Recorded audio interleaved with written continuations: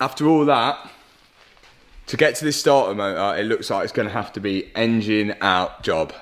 So that's our next step. We're going to put the subframe back up, bolt the engine back onto the subframe and lower it all down, engine and gearbox all at once. But the good part about that is that when the engine does come out, we'll be able to get to all of it, and it's probably a good idea to check everything else whilst it's there. Can you believe you have to remove the entire engine to get to the starter motor? For some reason, I can.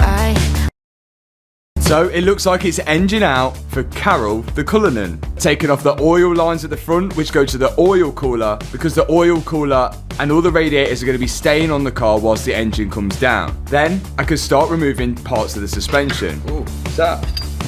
My plan is to drop the engine, gearbox, and most of the suspension down all as one. But there's one thing that connects the gearbox at the front of the car to the differential at the back, and that's this prop shaft, or drive shaft if you're American. So I've got to remove the bolts which hold that to the gearbox at the front, and remove the bolts which hold it to the differential at the back. Once I've done that, I can remove the bolts which hold it to the frame of the car, and then lower the prop shaft down and out the way.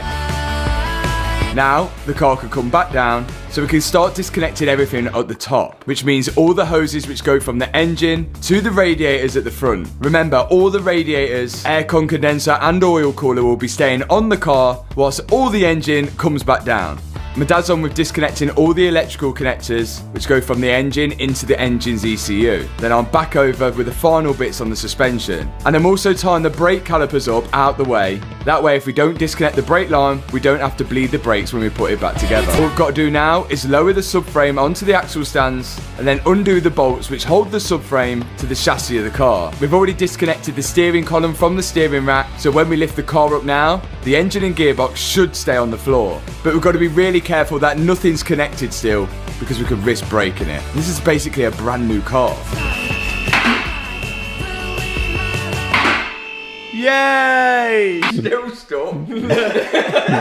Wait, no, Matt, if you put your arms behind you now, you'll be like Carol. Oh! Yeah, that's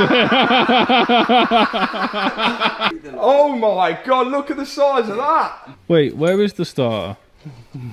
It's under there, look. Oh, brilliant. This will come off. You still can't get to it. What, so we took it out, we still can't get to it? It's in the heat shield, everything. 1:51 in the morning and we're still yet to see the starter motor. Motor. It's 2 o'clock.